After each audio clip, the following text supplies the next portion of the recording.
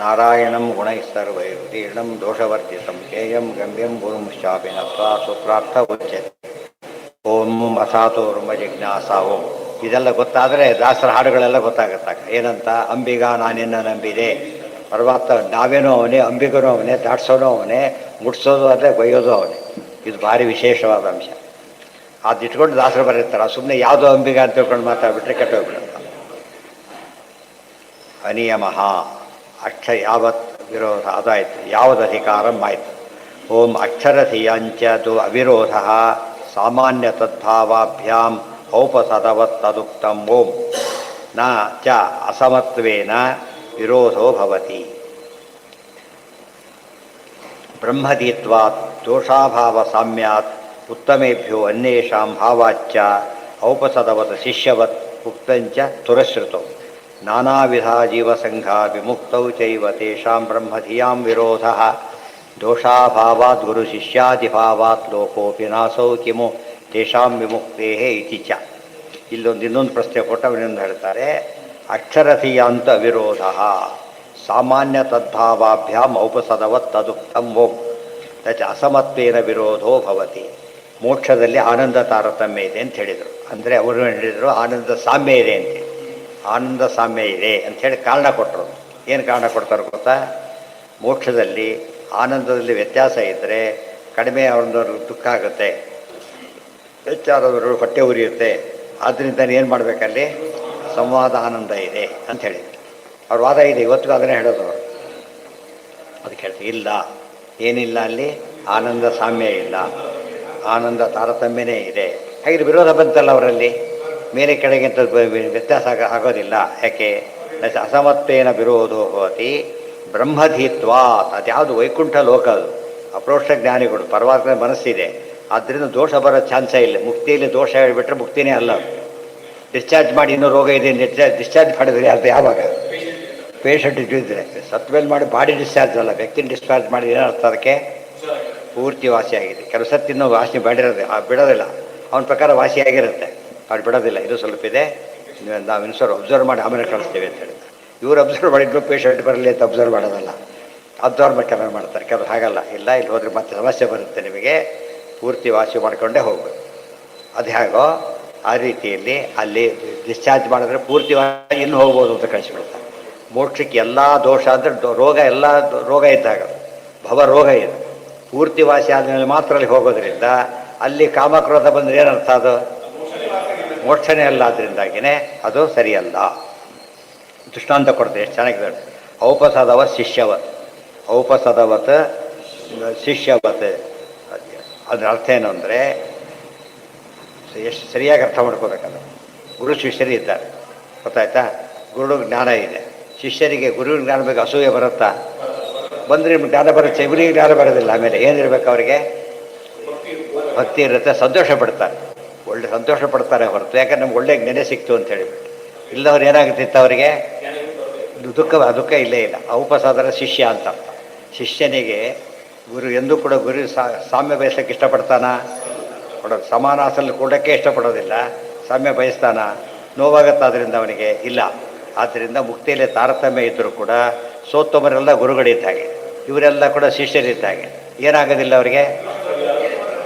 ಮನಸ್ಸಿಗೆ ಏನು ಅನಿಸೋದೇ ಇಲ್ಲ. ಅದರಿಂದಾಗಿಯೇ ಈ ಗುರು ಶಿಷ್ಯ ಭಾವದಲ್ಲಿ ಶಿಷ್ಯನ ಕೇಸ್ ಕೊಟ್ಟಿದ್ದರಿಂದ ಬರೋದಿಲ್ಲ. ಅವ್ರೇನು ಮಾಡಿದ್ರು? ಸಾಮ್ಯ ಹೇಳಕೊಂಡು ಗುರು ಶಿಷ್ಯ ಭಾವ ಹೋಯ್ತು ಅಂತ ಅರ್ಥ. ಅಲ್ಲಿ ಗುರು ಶಿಷ್ಯ ಭಾವದಲ್ಲಿ ಭಕ್ತಿನೂ ಹೋಯ್ತು ಅಂತ ಅರ್ಥ. ಯಾವ ಸಮರಲ್ಲಿ ಭಕ್ತಿ ಬರೋದಿಲ್ಲ. ದೇವರಿಗೆ ಸಮರ ಆದಮೇಲೆ ಆನಂದ ಸಮರ ಆಗಿಬಿಟ್ಟು ದೇವರಲ್ಲೇ ಭಕ್ತಿ ಬರೋದಿಲ್ಲ. ಅವರು ಬಂದ ಏನು ಹೇಳಬೇಕು? ಭಕ್ತಿ ಮುಕ್ತಿಯಲ್ಲಿ ಭಕ್ತಿ ಇಲ್ಲದ ಸಿದ್ಧಾಂತ ಅಂತಾಯಿತು. ಮುಕ್ತಿಯಲ್ಲಿ ಭಕ್ತಿ ಇಲ್ಲದ ಸಿದ್ಧಾಂತ ಅಲ್ಲ, ಪೂರ್ಣ ಭಕ್ತಿ ಇರೋದಕ್ಕೆ ಮುಕ್ತಿ ಅಂತ ಕರೆಯೋದು. ಪೂರ್ಣ ಭಕ್ತಿನೇ ಮುಕ್ತಿ ಅಂತ ಕರೆಯೋದ್ರಿಂದ ನಾವು ಈ ರೀತಿ ಹೇಳಿಬಿಟ್ರೆ, ಸಾಮ್ಯ ಹೇಳಿಬಿಟ್ರೆ, ಆಗ ಭಕ್ತಿ ಭಾವನೆ ಹೋಗೋದ್ರಿಂದ ಭಕ್ತಿ ಸಿದ್ಧಾಂತ ಆಗಲೇ ಇಲ್ಲ. ಅರ್ಥ ಆಯ್ತಾ? ನಾವು ನೀವು ಒಂದೇ, ಭಕ್ತಿ ಬರಲಿಲ್ಲ. ಅದ್ವೈತದಲ್ಲಿ ಭಕ್ತಿ ಚಾನ್ಸ್ ಇಲ್ಲ. ಸಮ ಆಗಲೂ ಭಕ್ತಿ ಬರೋದಿಲ್ಲ, ಫ್ರೆಂಡ್ಶಿಪ್ ಬರುತ್ತೆ ಅಷ್ಟೇ. ಆದರೆ ಉತ್ತಮ ಅಧಮ ಅಂತಿದ್ದು ದೊಡ್ಡ ಅನುಗ್ರಹ ಮಾಡ್ತಾನೆ ಅಂತ ಬಂದಾಗ ಏನಾಗುತ್ತದೋ ಆ ಭಕ್ತಿ ಬರೋದು. ಆದ್ದರಿಂದ ಸಿಂಪಲ್ ಕಾಮನ್ ಸೆನ್ಸ್ ಪ್ರಕಾರ ಕೂಡ ಯಾವ ಮತ ಒಪ್ಕೊಂಡ್ರೆ ಭಕ್ತಿ ಉಳಿಯುತ್ತೆ ಮೋಕ್ಷದಲ್ಲಿ? ಆಚಾರ ಮತ ಒಪ್ಕೊಂಡ್ರೆ ಮಾತ್ರ. ಅದು ವೇದವ್ಯಾಸರ ಮತ. ಉಕ್ತಂಚ ತುರಶ್ರುತೌ ನಾನಾ ವಿಧ ಜೀವಸಂಘ ವಿಮುಕ್ತೌ ನ ಚೈವ ತೇಷಾಂ ಬ್ರಹ್ಮಧಿಯಾಂ ವಿರೋಧ ಅವರಲ್ಲಿ ಪರಸ್ಪರವಾಗಲಿ ಬ್ರಹ್ಮನಿಯಾಮ ಅವರೆಲ್ಲ ಪರಮಾತ್ಮನ ಮನಸ್ಸಾಕಿದವರು ದೋಷಕ್ಕೆ ಕಾರಣನೇ ಇಲ್ಲ ಅದರಿಂದಾಗಿಯೇ ಏನು ದೋಷ ಇಲ್ಲ. ದೋಷಾಭಾವಾತ್ ಗುರು ಶಿಷ್ಯಾದಿಭಾವಾತ್ ಒಂದು ಮಾತು ಸೋತ್ತಮ ಗುರವ ಪ್ರೋಕ್ತ ಅಂತ ಹೇಳಿಬಿಟ್ಟಿದ್ದಾರೆ. ಗುರುಗಳಲ್ಲಿ ಹಾಗೆ ಅಸೂಯೆ ಬರಲಿಕ್ಕೆ ಸಾಧ್ಯ ಇಲ್ಲವೋ ಬಂದರೆ ವಾಮಾಚಾರದಲ್ಲಿ ಅಸೂಯೆ ಬರುತ್ತೆ. ವಾಮಾಚಾರ ಕಲಿಯಕ್ಕೆ ಹೋಗಿರ್ತಾರೆ ಗುರುಗಳ ಹತ್ರ, ಆಮೇಲೆ ಇವೆಲ್ಲ ಕಲ್ತು ಬಿಡ್ತಾರೆ. ಆಮೇಲೆ ಫಸ್ಟ್ ಟಾರ್ಗೆಟ್ ಯಾರು ಗೊತ್ತಾ ಅವರಿಗೆ? ಗುರುಗಳೇ ಟಾರ್ಗೆಟ್. ಇವರಿದ್ರೆ ನಾವು ಶೈನ್ ಆಗಲ್ಲ ಅಂತ ಅವ್ರ ಕತೆ ಮುಗಿಸೇ ಹೋಗ್ಬಿಡ್ತಾರೆ. ಆಮೇಲೆ ಅದಕ್ಕೆ ಸಚ್ಚಿಷ್ಯರು ಸದ್ಗುರು ಸದ್ವೇದ್ಯ ಯಾವ್ಯಾವುದೋ ವಿದ್ಯೆಗಲ್ಲ ಇದು ಬ್ರಹ್ಮವಿದ್ಯೆ ಅಂತ ಅದಕ್ಕೆ ಕರೆ. ಬ್ರಹ್ಮವಿದ್ಯೆಯಲ್ಲಿ ಯಾವ ಕಾಲಕ್ಕೆ ಏನು ಬರೋದಿಲ್ಲ? ಅಸೂಯೆ ಬರೋದಿಲ್ಲ. ಇಲ್ಲೂ ಕೂಡ ಎಷ್ಟು ಕೆಟ್ಟ ಶಿಷ್ಯರಿರುತ್ತೆ, ಯಾವುದೋ ಕಾರಣಕ್ಕೆ ಅವರು ಬಂದು ಮುಂದೆ ಹೋಗ್ಬಿಡ್ತಾರೆ. ಇವನು ಪಾಪ ಮೇಷ್ಟ್ರು ಕೆಳಗೆ ಹುಡ್ಕೊಂಡು ಅವ್ನು ರೊಸ್ಸರಾಗಿಬಿಡ್ತಾರೆ. ಜೋರು ಮಾಡಿ ಎಲ್ಲ ಮಾಡ್ತಿರ್ಬೋದು, ಅವನು ಎಲ್ಲರೂ ಮಾಡೋದಿಲ್ಲ, ಮಾಡ್ತಿರ್ಬೋದು. ಆದರೆ ಅದು ಮೋಕ್ಷದಲ್ಲಿ ಸಾಧ್ಯ ಇಲ್ಲ. ಇಲ್ಲೂ ಕೂಡ ಅಷ್ಟೇ, ಎಷ್ಟು ಈಗಿನ ಕಾಲಕ್ಕೂ ಕೂಡ ಭಾಳ ಡೀಸೆಂಟ್ ಇರೋರು ಇದ್ದಾರೆ. ಯಾರಿಗೊಬ್ಬ ಶಿಷ್ಯ ಅವನು ಪ್ರೊಫೆಸರಾಗಿ ಬಂದ, ಅಲ್ಲೇ ಬೆಳೆದಲ್ಲಿ ಸರಿಯಾಗಿದ್ದ, ಪ್ರಮೋಷನ್ ಕೊಟ್ಟರು, ಈ ಪ್ರೊಫೆಸರ್ ಆತ ಶಿಷ್ಯರಾಗ್ತಾರೆ. ಈಗ ಅಂದರೆ ಅವ್ರು ಯಾರು ಇದಲ್ಲ, ಅಂದರೆ ಹೆಚ್ಚು ಓದೋರೆಲ್ಲ ಬೇಕಿಲ್ಲ. ಎಷ್ಟು ಡೀಸೆನ್ಸಿ ಇರ್ತದೆ ಅಂದರೆ ಇಲ್ಲ, ನಾನು ಅವರಿಗೆ ಪ್ರೊಫೆಸರ್ ಆಗೋಕ್ಕೆ ಸಾಧ್ಯ ಇಲ್ಲ, ಅವ್ರು ನಾನು ಇರೋದೇ ಅಂಥೇಳಿ ರಿಸರ್ವ್ ಬೇರೆದಕ್ಕೆ ಹೋಗ್ಬಿಟ್ಟಿಲ್ಲ, ಇರೋದೇ ಇಲ್ಲ ಇದ್ರಿಗೆ. ಅಂದರೆ ಈ ಶಾಸ್ತ್ರಗೀಸ್ತ್ರ ಸಂಬಂಧಪಟ್ಟಿದ್ದಲ್ಲ ಇದು. ಲೌಕಿಕದಲ್ಲಿ ವಿವೇಕ ಇರಬೇಕಾದ್ರೆ ಶಾಸ್ತ್ರದಲ್ಲಿ ಎಷ್ಟು ವಿವೇಕ ಇರುತ್ತೆ ಯೋಚನೆ ಮಾಡಿ. ಇದು ಎಲ್ಲ ಅರ್ಥ ಮಾಡ್ಕೊಳ್ಳೋದು ಶಾಸ್ತ್ರ ಓದಬೇಕು. ಸುಮ್ಮನೆ ನಾವು ಭಾವಕರಾಗಿ ಮಾತಾಡೋದಕ್ಕೆ ಬೇರೆ ಬೇಸಿಸ್ ಇರೋದಿಲ್ಲ ಅದಕ್ಕೆ. ಶಾಸ್ತ್ರದ ಫೌಂಡೇಶನ್ ಇರೋದು. ಎಲ್ಲ ಕೂತಿರ್ತಾರೆ, ಫೌಂಡೇಶನ್ ಸರಿ ತಕ್ಷಣ ಓಡೋಗ್ಬಿಡ್ತೀವಿ, ಯಾರು ಕೊಡೋದೇ ಇಲ್ಲ. ಫೌಂಡೇಶನ್ ನೋಡಿ ಸರಿ ಇಲ್ಲ ಅಂತ ಹೇಳಿದ ತಕ್ಷಣ ಯಾರ್ಯಾರು ಹೇಳಿ ಎಂಟ್ರಾಗೋದಿಲ್ಲ. ಎಷ್ಟೋ ಸರ್ತಿ ಭದ್ರಾಸದಿಂದ ವಾಪಸ್ ಟ್ರೈನಲ್ಲಿ ತೋರಿಸಿದ್ರು ಒಬ್ರು ಯಾರು ಪರಿಚಯ, ಎಷ್ಟು ದೊಡ್ಡ ಬಿಲ್ಡಿಂಗ್ ಅದು, 100 ಅಪಾರ್ಟ್ಮೆಂಟ್, ಒಂದು ಆಕ್ಯುಪೈ ಆಗಿಲ್ಲ. ಯಾಕೆ? ರಿವರ್ಸ್ ಬಂದಿದೆ, ಫೌಂಡೇಶನ್ ಸರಿ ಇಲ್ಲ ಅಂತೇಳಿ ಯಾರು ತಗೋತಾನೆ ಇಲ್ಲ ಅಂತ. ದೊಡ್ಡ ಅಪಾರ್ಟ್ಮೆಂಟ್, 100 ಇದೆ, ಅಂಥದ್ದು ಏನು ಮಾಡೋಕ್ಕಾಗಿಲ್ಲ. ಆ ಸುದ್ದಿ ಬಂದರೆ ಸಾಕು. ಯಾವುದಕ್ಕೆ ನಾವು ಎಮೋಷನಲ್ ಫಿಲಾಸಫಿ ಅಲ್ಲ ಅದು. ಏನಾಗಬೇಕದು? ಕಥೆ 1000 ಬರ್ಕೊಂಡು ಇತಿಹಾಸ ಬರೀಲಿಕ್ಕೆ ಬರೋದಿಲ್ಲ. ಇತಿಹಾಸಕ್ಕೆ ಒಂದು ಡಾಕ್ಯುಮೆಂಟ್ ಬೇಕು. ಯಾವಾಗಲೂ ಇತಿಹಾಸ ಬರೀಬೇಕಾದ್ರೆ ಶಾಸ್ತ್ರಕ್ಕೆ ಯಾವಾಗಲೂ ಡಾಕ್ಯುಮೆಂಟ್ ಬೇಕು. ಶಾಸ್ತ್ರಾಧಾರದಿಂದ ಮಾತಾಡ್ತೇವೆ ಅಂತ ಹೇಳಿದರೆ ಫೌಂಡೇಶನ್ದ ಮಾತಾಡ್ತೀವಿ ಅಂತ ಆಗುತ್ತೆ. ಆ ದೃಷ್ಟಿಯಲ್ಲಿ ಎಂದೂ ಕೂಡ ವಿರೋಧ ಬರೋದಿಲ್ಲ ಮುಕ್ತಿಯಲ್ಲಿ ಅಂತ ಹೇಳ್ತಾರೆ. ಈಗ ಒಂದು ಪ್ರಶ್ನೆ ಬಂತು, ಆ ಉತ್ತರ ಏನು ಕೊಡ್ತಾರೆ ಗೊತ್ತಾ ಅವರು? ಎಲ್ರಿಗೂ ಸಾಮ್ಯ ಅಂತ ಹೇಳ್ತೀರಿ, ಒಂದು ಭಾಳ ಸ್ವಾರಸ್ಯ ಇದೆ. ಯಾವಾಗಲೂ ಕೂಡ ಈರ್ಷ್ಯೆ ಅಸೂಯೆ ಬರೋದು ತಾರತಮ್ಯ ಇದ್ದರೆ ಅಲ್ಲ, ಸಾಮ್ಯ ಇದ್ದರೆ ಬರೋದು. ಅಷ್ಟೇ, ಎಷ್ಟು ಚೆನ್ನಾಗಿ ಬರಬೇಕಂತ ಹೇಳ್ತಾರೆ. ಯಾವಾಗಲೂ ಕೂಡ ಕಾಂಪಿಟೇಷನ್ ಬರೋದು ಯಾರ ಮಧ್ಯೆ? ಈಕ್ವಲ್ ಇದ್ದಾಗಲೇ ಹೊರತು ಬೇರೆ ಇದ್ದಾಗ ಬರೋದಿಲ್ಲ. ಅರ್ಥ ಆಯ್ತಾ? ಇಬ್ಬರು ಶ್ರೀಮಂತರಿದ್ದಾರೆ, ಕೋಟೆ ಇನ್ನೊಬ್ಬರು ಕೇರೆ ಮಾಡಲ್ಲ ಅವನು. ಇಬ್ಬರು ಅವನೇ ಬಂದ, ಆ ಪಜಿ ಜಾಸ್ತಿ, ನಾನು ಜಾಸ್ತಿ, ನಾವು ಯಾವುದು ಅಸೂಯೆ ಶುರುವಾಗಿಬಿಡೋದು. ಅದಕ್ಕೆ ವಿವಾಹ ಸಮಯೋರೇವ ಶೋಭತೆ. ಸಮ ಇದ್ದವರಿಗೆ ಮಾತ್ರ ಗಲಾಟೆ ಬರೋದ್ರಿಂದ ಮೋಕ್ಷ ತಾರತಮ್ಯ ಒಪ್ಪಿದರೆ ಸಮಸ್ಯೆ ಇಲ್ಲ, ಸಾಮ್ಯ ಒಪ್ಪಿದರೆ ಸಮಸ್ಯೆ ಇದೆ ಅಂತ ಹೇಳಿದರು. ಅವ್ರು ಏನು ಮಾಡ್ತಾರೆ ಗೊತ್ತಾಗ? ಉತ್ತರ ಕೊಡ್ತಾರೆ. ಏನು ಉತ್ತರ ಕೊಡ್ತಾರೆ? ಇಲ್ಲ, ಅದು ಮುಕ್ತಿ ಆದರೆ ದೋಷ ಇರೋದಿಲ್ಲ, ಆದ್ದರಿಂದ ಬರೋದಿಲ್ಲ ಅಂತ. ಅದಕ್ಕೆ ಇದು ಒಪ್ಪಿಕೊಂಡ್ರೆ ಆಯ್ತಲ್ಲ. ಇಷ್ಟೆಲ್ಲ ಕಷ್ಟಪಟ್ಟು ಅಲ್ಲಿ ಹೋಗಿ ಮಾಡೋದಕ್ಕಿಂತ ಇಲ್ಲೇ ಒಪ್ಪಿದ್ರೆ ಹೋಗ್ತಿತ್ತು, ಸುಲಭ ಅಲ್ಲ. ಅದು ಈ ರೀತಿ ಆಚಾರ್ಯ ಇದೆಲ್ಲ ತೋರಿಸೋದು, ಅವ್ರ ಅನುವ್ಯಾಖ್ಯಾನದ ಇವೆಲ್ಲ ಡೀಟೇಲ್ಸ್ ಹೇಳ್ತಾ ಹೋಗ್ತಾರೆ. ಅದಕ್ಕೆ ಸ್ಪಷ್ಟತಾರ್ಥತ ಭಾಷ್ಯಕ್ಕೆ ಏನು ಹೇಳಿದ್ದಾರೆ, ಭಾಷ್ಯದಲ್ಲಿ ವಿವರಣೆ ಕೊಡೋದೇ ಅನುವ್ಯಾಖ್ಯಾನದ ಉದ್ದೇಶ. ಅದೆಲ್ಲ ಓದಬೇಕಾಗ್ತದೆ. ಯಾರಿಗೆ? ಅದಕ್ಕೇನೆ ಹೇಳಿದ್ದು, ಸಾಮ್ಯ ಇದ್ದರೂ ಅವ್ರಿಗೇನಿಲ್ಲ, ಮುಕ್ತಿ ಬಿಟ್ಬಿಡಿ. ಮುಕ್ತ ಬ್ರಹ್ಮರಿಗೆಲ್ಲ ಸಾಮ್ಯ, ಮುಕ್ತ ಶೇಷರಿಗೆಲ್ಲ ಸಾಮ್ಯ, ಮುಕ್ತ ಗರುಡರಿಗೆಲ್ಲ ಅದನ್ನು ನಾವು ಒಪ್ತೇವೆ. ಎಲ್ಲರಿಗೂ ಸಾಮ್ಯ ಒಪ್ಪೋದಿಲ್ಲ. ಅರ್ಥ ಆಯ್ತಾ? ಈಗ ಆ ಕೇಡರಿಗೆ ಸಾಮ್ಯನ ಹೊರತು ಬೇರೆಯವರಿಗೆಲ್ಲ. ದೊಡ್ಡವರು ಪ್ರವೇಶ ಕೊಟ್ಟು ಯಾರು ಗಲಾಟೆ ಮಾಡೋದೇ ಇಲ್ಲ. ಸಮರ ಬಂದ ತಿಕ್ಕಾಟ, ಒಂದು ದಿವಸ ಹೆಚ್ಚು ಕಡಿಮೆ ನಾನು ಒದ್ದಾಡ್ತಿರ್ತಾರೆ, ಯಾರೇ ಸಿಗುತ್ತೋ ಅಂತೇಳಿ. ಮಾಡಬಾರ್ದೆಲ್ಲ ಮಾಡೋಕ್ಕೆ ಟ್ರೈ ಮಾಡ್ತಾರೆ. ಅಕ್ಸೆಪ್ಟ್ ಮಾಡೋರು ಇರ್ಬೋದು. ಇವತ್ತು ಇದು ಶುರುವಾಗುತ್ತೆ ಕಾಂಪಿಟೇಷನ್. ಉಪಸ್ಥಿತಿ ಆದರಾದಲೋಪ ಕಾಮಾದಿತರತ್ರ ತತ್ರ ಚಾಯತನಾದಿಭ್ಯ ಓಂ ಸ್ವೇಚ್ಛೆಯೈವ ಪೂರ್ವಸ್ಥಾನೇ ಸ್ಥಿತ. ಅತ್ಯತನ ಆಗ್ತಿರೋದ ಹಿಂದಿದೆ, ಹಿಂದೆ ಮುಂದೋಯ್ತು ಅಂತ ಕಾಣುತ್ತೆ. ಹಿಂದಿದೆ. ಓಂ ಇಯದಾಮನನಾಥ್ ಓಂ, ಇಯದಾಮನನಾಥ್ ಓಂ. ಇದು ಇನ್ನೊಂದು ವಿಶಿಷ್ಟವಾದ ಅಧಿಕರಣ. ಯಾತಕ್ಕೆ ಅಂದರೆ ನಾಮಾದಿ ಆರಭ್ಯ ಪ್ರಾಣಾಂತರಂ ಉತ್ತರೋತ್ತರಂ ಉತ್ತಮತ್ವ ಮುಕ್ತಂ ನ ಪ್ರಾಣಾತ್ ಕಿಂಚಿತ್ ಭೂಯಃ ಉಕ್ತಂ. ಆದ್ದರಿಂದ ತಥಾಪಿ ಪೂರ್ವವತ್ ಸ್ಯಾತಿಥಿ ನವಾಚ್ಯಂ. ಸಿಂಪಲ್ ಇದು. ಏನೋ ನಾಮಾದಿ ಮಾರುತ ಅಂತ ಕರೀತಾರೆ. ನಾಮ ಅಂದರೆ ನಾಮಾಭಿಮಾನಿ ಉಷಾ, ಮಾರುತ ಅಂದರೆ ವಾಯುದೇವರು. ಇದೆಲ್ಲ ತಾರತಮ್ಯ ಬೃಹದಾರಣ್ಯ ಕೊನೆಗೆ ಇಷ್ಟು ವಿಸ್ತಾರವಾಗಿ ಹೇಳ್ತಾರೆ. ಹೇಳಿದ್ದೀರಿ ಇವ್ರ ಮೇಲೆ ಅವರು, ಅವ್ರ ಮೇಲೆ ಅವರು ಅಂತ ಹೇಳಿದ್ದೀರಿ. ಈಗ ವಾಯುದೇವರು ಹೇಳಿದಾರಲ್ಲ ಪ್ರಾಣ, ಅವ್ರ ಮೇಲೆ ಯಾರು ಅಂತ ಕೇಳಿದ್ರು ಜೀವಕೋಟಿಯಲ್ಲಿ. ಅವ್ರ ಮೇಲೆ ಯಾರು ಅಂದರು. ಅದಕ್ಕೆ ಈ ಅದು ಆಮನಲ್ಲ, ಯಾರೂ ಇಲ್ಲ, ಅದು ಜೀವೋತ್ತವರು ಅಂತ. ಜೀವಕೋಟಿಯಲ್ಲಿ ಫುಲ್ ಸ್ಟಾಪಲ್ಲಿ. ಇನ್ನು ಮೇಲೆ ಹೋದ ನಾರಾಯಣ, ಆ ಜೀವಕೋಟಿ ಸೇರಿಲ್ಲ ಆದ್ದರಿಂದ ಬರೋದು. ಸ್ಟೂಡೆಂಟಲ್ಲಿ ಫಸ್ಟ್ ರ್ಯಾಂಕು, ಮೇಸ್ಟ್ರಿಗೆ ಯಾವ ರ್ಯಾಂಕ್ ಅಂತ ಕೇಳಿದರೆ ಇದರಲ್ಲಿ ಬರೋದೇ ಇಲ್ಲ ಅವರ. ಆದ್ದರಿಂದ ಫಸ್ಟ್ ವಾಯುದೇವರು ಫಸ್ಟ್ ಅಂತ ಕರೆದ ಮೇಲೆ ಯಾರು ಅಂತ ಕೇಳಿದರೆ ಫಸ್ಟ್ಗೆ ಅರ್ಥನೇ ಇಲ್ಲ. ಜೀವೋತ್ತಮ ಅಂತ ಕೇಳಿ ಆದಮೇಲೆ ಅವರು ಇನ್ನೊಬ್ರು ಇದ್ದಾರೆ, ಜೀವೋತ್ತಮರಾಗೋದೇ ಇಲ್ಲ. ಅದಕ್ಕೆ ಇಯತ್ ಆಮನನ ಇಷ್ಟೇ ಮುಗಿದೋಯ್ತು. ಸಕ್ತ ತಥಾ ಹಿ ಪೂರ್ವವತ್ ಸ್ಯಾತ್ ಇತ್ಯದ ವಾಚ್ಯಂ ಪ್ರಾಣೋ ಭಾವ. ಅದೇನು ಲಾಜಿಕ್ ಗೊತ್ತಾ ಅಲ್ಲಿ? ಕೆಲವರ ಮೇಲೋರಿರೋದ್ರಿಂದ ಅವ್ರ ಮೇಲೆ ಇನ್ನೊಬ್ರು ಇರೋದ್ರಿಂದ ಕೊನೆಯವರೆಗೂ ಇನ್ನೊಬ್ರು ಇರಲಿ ಅಂತ ಲಾಜಿಕ್ ಇದೆ. ಅದಕ್ಕೆ ಹೇಳ್ತೀವಿ ಈ ಲಾಜಿಕ್ ವರ್ಕೌಟ್ ಆಗಲ್ಲ. ಏನು ಮಾಡಬೇಕಿಲ್ಲಿ? ಮೊದಲು ಲಾಜಿಕ್ ಸರಿ, ಅಲ್ಲಿ ಸ್ಟಾಪ್ ಮಾಡಬೇಕು. ಹೈಯೆಸ್ಟ್ ಅಂತ ಹೇಳಿದ ಮೇಲೆ ಮತ್ತೆ ಲಾಜಿಕ್ ಇಲ್ಲ. ಮೌಂಟ್ ಎವರೆಸ್ಟ್ಗಿಂತ ದೊಡ್ಡದು ಯಾವುದು ಅಂತ ಕೇಳಿದರೆ ಮೌಂಟ್ ಎವರೆಸ್ಟ್ ಆಗೋದೇ ಇಲ್ಲ. ಗೊತ್ತಾಯ್ತಾ? ಅದಕ್ಕೆ ಕೇಳಬೇಡ ಅಂತ ಹೇಳ್ತಾ.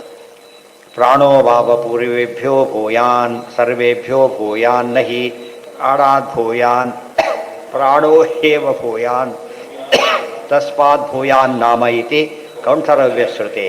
ಕೇಳಬ ಇಷ್ಟು ಭೂತವಿತರಿಗೆ ಅಲ್ಟಿಮೇಟ್. ಅದಕ್ಕೆ ವಾಯುಜೀವೋತ್ತಮತ್ವಕ್ಕೆ ಅದ ಅರ್ಥ ಆಯಿತು. ಅವ್ರ ಮೇಲೆ ಯಾರಿದ್ದಾರೆ ಅಂತ ತಿಳ್ಕೊಳಕ್ಕೆ ಹೋಗಬಾರ್ದು. ಅಂತರ ಭೂತಗ್ರಾಮವದಿತಿ ಚೇತ್ ತದುಕ್ತಂ ಓಂ ಯಥಾ ಭೂತಗ್ರಾಮ ಏಕಸ್ಮಾದ್ ಏಕ ಉತ್ತಮೋ ಅಸ್ತೇವ ಏವಂ ಪ್ರಾಣಾದಪಿ ಪರಮಾತ್ಮಾನಂ ಅಂತರ ವಿದ್ಯತೆ ಇತಿ ಚೇನ್ನ. ಅಲ್ಲೂ ಹಾಗಿರಲಿ, ಇನ್ನೊಬ್ಬರು ದೇವ್ರ ಮಧ್ಯೆ ಇನ್ನೊಬ್ರು ಯಾರೋ ಇರ್ಬೋದಲ್ಲ ಅಂದರೆ ಪ್ರಾಣದೇವರಿದ್ದಾರೆ, ದೇವರಿದ್ದಾನೆ, ಮಧ್ಯೆ ಇನ್ನೊಬ್ರು ಯಾರು ಇರ್ತಾರೆ ಅಂದರೆ ಜೀವಕೋಟಿ ಭೂತವಿತಲಿಗೆ ಅಂದಮೇಲೆ ಲಕ್ಷ್ಮೀನಾರಾಯಣ ಇಬ್ಬರು ಕೂಡ ಮೇಲಿರೋದ್ರಿಂದ ಜೀವಕೋಟಿಲಿ ಮತ್ತೊಬ್ಬರು ಇಲ್ಲ ಎಂಬುದನ್ನು ಹೇಳ್ತಾರೆ. ಪ್ರಾಣಾದುತ್ತಮಾಭಾವೇ ಪ್ರಮಾಣ ಮುಕ್ತಂ ಅನ್ಯತ್ರ ಉತ್ತಮಾಭಾವೇನ ಪ್ರಮಾಣ. ಇಷ್ಟೊತ್ತು ಕೂಡ ಮೇಲೆ ಕೆಳಗೆ ಜಾತಕ್ಕೆ ಹೇಳ್ತಾ ಬಂದ್ವಿ. ಪ್ರಮಾಣ ಇರೋದರಿಂದ ಪ್ರಾಣದೇವರು ಇನ್ನೊಬ್ರು ಇದ್ದಾರೆ, ಪ್ರಮಾಣ ಇಲ್ಲ. ಆದ್ದರಿಂದ ಏನು ಮಾಡಬೇಕು? ಯಾರೂ ಇಲ್ಲ. 5-6 ಫ್ಲೋರ್ ಹತ್ಕೊಂಡು ಹೋದ, ನೆಕ್ಸ್ಟ್ ಫ್ಲೋರ್ ಯಾವುದಿದೆ ಅಂತ ಕೇಳಿದ, ಇಲ್ಲ ಲಾಸ್ಟ್. ಮತ್ತೆ ಇಷ್ಟೊತ್ತು ಹತ್ಕೊಬಂದ್ವಲ್ಲ ಅಂತ ಕೇಳಿದರೆ ಇಷ್ಟೊತ್ತು ಹತ್ಕೊಬಂದಿದ್ದು ಬೇಲಿರೋದು ಎಲ್ಲ ಇನ್ನೊಂದು ಫ್ಲೋರ್ ಇರೋದಕ್ಕೆ ಆಧಾರ ಆಗೋದಿಲ್ಲ. ಅರ್ಥ ಆಯ್ತಾ? ಇನ್ನೊಂದು ಫ್ಲೋರ್ ಇದ್ದರೆ ಆಧಾರ ಆಗುತ್ತೆ, ಇರಬೇಕು ಅಂತ ನಿಯಮ ಇಲ್ಲ ಅದಕ್ಕೆಲ್ಲ ಕೂಡ. ಅದಕ್ಕೆ ಎಲ್ಲರ ಹುಟ್ಟು ಕೂಡ ಇವರಿಂದ ಅವ್ರ ಹುಟ್ಟಲ್ಲಿ ಹೇಳ್ತಾ ಬರ್ತದೆ. ದೇವ್ರು ಯಾರಪ್ಪ ಅಂತ ಕೇಳಿದರೆ ಸ್ಟಾಪಲ್ಲಿ ಎಲ್ಲರಪ್ಪ ಅಂತ ಪದ ಉಪಯೋಗಿಸಿದ ಮೇಲೆ ಹರಿರೇವ ಪರೋ ಹರಿರೇವ ಗುರು ಹರಿರೇವ ಜಗನ್ ಪಿತೃಮಾತ್ರ ಗತಿ ಅಂತ ಕರೆದ ಮೇಲೆ ಇನ್ನೊಬ್ಬರು ಹೇಳಿದರೆ ಅದಕ್ಕೆ ಅರ್ಥನೇ ಇಲ್ಲ. ಪರಮಾತ್ಮಾನಂ ಅಂತರ ವಿದ್ಯತೆ ಚೇನ್ನ ಪ್ರಾಣಾದುತ್ತಮಾಭಾವೇ ಪ್ರಮಾಣ ಮುಕ್ತಂ ಅನ್ಯತ್ರ ಉತ್ತಮಾಭಾವೇನ ಪ್ರಮಾಣಂ. ಆದ್ದರಿಂದ ದೃಶ್ಯತೆ ಚ ಅನ್ಯತ್ರ ಉತ್ತಮತ್ವ. ಬೇರೆಯವರಲ್ಲೇ ಪ್ರಮಾಣ ಇತ್ತು ಅಂತ ಹೇಳಿದ್ವಿ, ಪ್ರಮಾಣ ಇಲ್ಲ ಅಂತ ಹೇಳೋದಕ್ಕೆ ಹೋಗೋದಿಲ್ಲ. ಆದ್ದರಿಂದ ಒಟ್ಟು ಪ್ರಮಾಣ ಇಲ್ಲದೆ ಹೋದರೆ ಏನು ಮಾಡಬಾರ್ದು? ಯಾವುದೇ ಪ್ರಮೇಯಕ್ಕೆ ಅರ್ಥ ಇರೋದಿಲ್ಲ. ಓಂ ಅನ್ಯಥಾ ಭೇದಾನುಪತ್ತಿ ರೀತಿ ಚೇತ್ ನ ಉಪದೇಶವತ್ ಓಂ ಪ್ರಾಣಸ್ಯ ಸರ್ವೋತ್ತಮತ್ವೇ ಪರಮ. ಅಲ್ಲಿಗಿರಲಿ, ನಾಳೆ ದಿವಸ ಅದ್ರ ಮುಂದಿನ ಭಾಗ. ನಾಮಾಭಿಮಾನಿ ಹೆಸರು. ನಾಮ ಅಂದರೆ ಹೆಸರು. ನಾಮಾಭಿಮಾನಿ ಅಂತಿಲ್ಲ. ಈಗ ಈ ಹೆಸರಿದೆ, ಯಾರ ಹೆಸರು ಹೇಳುತ್ತೆ? ಈಗ ಯಾರೋ ಒಂದು ಹೇಳಿದರು, ಅವ್ರು ಯಾರು? ಇವರು ಅಂತ ಹೇಳಿದರು. ಎಲ್ಲ ನಾಮ ಅನಂತ ನಾಮಗಳಿವೆ ವೇದಗಳಲ್ಲಿ. ಅದ್ರ ಮೇಲಿನ ನಾಮಗಳು ನಮಗೆ ಗೊತ್ತಾಗಲ್ಲ, ಅಷ್ಟು ಮುಗಿತಲ್ಲಿಗೆ. ಆದರೆ ಅನಂತ ನಾಮಗಳು ಯಾರನ್ನು ಹೇಳುತ್ತಲ್ಲ ಆತ ನಾಮವಾನ್. ಗೊತ್ತಾಯ್ತಾ? ಶೇಡ್ ಹಿಡಿದೆ, ಬರೀ ಓಡಾಡಿದ್ರೆ ಅದು ತಕ್ಕಂಥ ಮನೆ ತೋರಿಸ್ಬೇಕು ನೀವೀಗ. ಅದಕ್ಕೆ ನಾಮದ ಅಭಿಮಾನಿ ದೇವತೆ. ಅದಕ್ಕಿಂತ ಮತ್ತೊಂದು ನಾಮ ಅಂಬೋದು ಹೆಸರು. ಹೆಸರು ಏನೇ ಶುರುವಾಗೋದು ಯಾವಾಗ? ವಾಟ್ ಈಸ್ ಯುವರ್ ನೇಮ್, ಅಲ್ಲಿಂದ ಶುರುವಾಗಬೇಕು. ನೇಮಿಂದ ಶುರುವಾಗಬೇಕು. ಅಭಿಮಾನಿ ದೇವ, ಅದಕ್ಕೆ ಅಭಿಮಾನಿ. ನಿಮ್ಮ ಸೇರ್ಡಿ ಯಾರ ಹತ್ರ ಇದೆ ಅಂತ ಹೇಳ್ತೀವಲ್ಲ ಹಾಗೆ. ರೋಲ್ ಏನು? ನಾಮದ್ದು ಪ್ರತಿಪಾದ್ಯ ವ್ಯಕ್ತಿ ತಿಳ್ಕೊಡೋದೇ ರೋಲ್. ಅದು ಡೈರೆಕ್ಟರ್ ಯಾರು? ಇದು ಹೆಸರಿದು. ವಾಚ್ಯ ಯಾರು? ಈಗ ವ್ಯಕ್ತಿ ಇದ್ದ, ಇವರು ಡೈರೆಕ್ಟರ್. ಅದು ಹೆಸರಿನ ಪ್ರತಿಪಾದ್ಯ ಅವರು. ಇಂಥ ಹೆಸರುಗಳಿದೆ. ಹೆಸರಿನಲ್ಲಿ ಮುಖ್ಯವಾಗಿ ಎಲ್ಲರೂ ಇವರೇ, ನಾರಾಯಣನೇ, ಆಮೇಲೆ ಮಹಾಲಕ್ಷ್ಮಿನೇ, ಆಮೇಲೆ ವಾಯುದೇವರೇ. ಒಂದು ಸ್ಟೇಜಲ್ಲಿ ಯಾರು ಇವರು? ಪನಿಷ್ಮೆಂಟ್ ಕೊಡೋದು ಯಮದೇವರು ಅಂದರೆ ಎಲ್ಲರಿಗೂ ಅಲ್ಲ, ಒಂದು ಸ್ಟೇಜಲ್ಲಿ ಅಷ್ಟೇ. ಮುಂದೆ ಹೋಗ್ತಾ ಬೇರೆಯವರು ಬರ್ತಾರೆ. ಅಲ್ಟಿಮೇಟ್ ಮತ್ತೆ ನಾರಾಯಣನೇ. ಅಲ್ಟಿಮೇಟ್ ಯಾವುದೇ ತೊಗೊಂಡ್ರು ಒಂದೇ ಉತ್ತರ, ಅಭಿಮಾನಿನೂ ತಾನೇ, ಸ್ವಾಮಿನೂ ತಾನೇ. ಒಂದು ಸ್ಟೇಜಲ್ಲಿ ಯಾರಾಗ್ತಾರೆ ಅಂದರೆ ಏನು ಹೇಳಬೇಕು? ಸುಷಾದೇವಿ ಆಗ್ತಾರೆ. ಸೊ ನಾಮತಿಂತ ಒಂದೊಂದೇ ಮೇಲೆ ಬರ್ತಾ ಬರುತ್ತೆ. ಕೊನೆಗೆ ಯಾರು ಅಂದರೆ ಪ್ರಾಣ ಅಂತ ಬಂತು. ನಾಮದಿಂದ ಪ್ರಾಣದವರೆಗೂ ಬಂತು. ಅವು ಯಾರು ಹೇಳಿ ಇವರಲ್ಲ, ಅವ್ರು ಹೋದರು ಅಂತೇಳಿ. ಬಾಡಿ ಅಲ್ಲೇ ಇದೆ, ಹೋದರು, ಪ್ರಾಣ ಇಲ್ಲ. ಪ್ರಾಣ ಇರೋವರೆಗೂ ಅದಕ್ಕೆ ಬೆಲೆ, ಅದಕ್ಕೆ ಅವರ ಬಾಡಿ ಅಷ್ಟೇ. ಆದ್ದರಿಂದ ಅವರ ವ್ಯಕ್ತಿ ಅಲ್ಲ, ಈಗ ಅವರ ಹೆಸರಲ್ಲಿ ಕರೆಯಾಗಿಲ್ಲ, ನಾಮ ಹೋಯ್ತು, ನಾಮನೂ ಹೋಯ್ತು. ಈಗ ಪ್ರಾಣದ ನಾಮ ಹೋಯ್ತು. ನಾಮ ಇರ್ಬೇಕಾದ್ರೆ ಪ್ರಾಣದಲ್ಲಿ ಇರಬೇಕಂದ್ರೆ ನಾಮಕ್ಕೆ ಹೆಸರು ಅರ್ಥನೇ ಇಲ್ಲ. ಇಷ್ಟೆಲ್ಲ ಹೇಳಿದಾರಲ್ಲ, ಅವ್ರ ಮೇಲೆ ಯಾರಿದ್ದಾರೆ ಅಂತ ಕೇಳಿದ. ಅದು ಲೋಕ ಸಾಮಾನ್ಯ ಪ್ರಶ್ನೆ. ಅದು ತಕ್ಷಣ ಏನು ಹೇಳಬೇಕು? ನೋಡು, ಹೈಯೆಸ್ಟ್ ಅನ್ನೋ ಪದ ಇದೆ, ಇನ್ನೊಬ್ರು ಇದ್ರೆ ಹೈಯೆಸ್ಟ್ ಆಗೋದಿಲ್ಲ. ಇದಕ್ಕೆ ಲಾಜಿಕ್, ಅದಕ್ಕೂ ಲಾಜಿಕ್ ಇರೋದು ಬರುತ್ತಾಗ. ಇಷ್ಟೆಲ್ಲ ಮೇಲೆ ಇನ್ನೊಬ್ರು ಇರಲಿ ಅಂದರೆ ಹೈಯೆಸ್ಟ್ ಅನ್ನೋ ಪದಕ್ಕಿದ್ದರೂ ಇನ್ನೊಂದು ಬರೋದಿಲ್ಲ. ಹೈಯೆಸ್ಟ್ ಅನ್ನೋ ಪದ ಉಪಯೋಗಿಸ್ಬೇಕಾದ್ರೆ ಏನಾಗಿರಬೇಕು? ಇನ್ನೊಂದು ಇರಬಾರ್ದು. ಆದ್ದರಿಂದ ಲಾಜಿಕ್, ಪ್ರತಿ ಲಾಜಿಕ್ ಬಂತು, ಅಲ್ಲಿ ಕಥೆ ಮುಗೀತು. ಆದ್ದರಿಂದ ಅಲ್ಲಿ ಸರ್ ಮುಂದೆ ಓಂ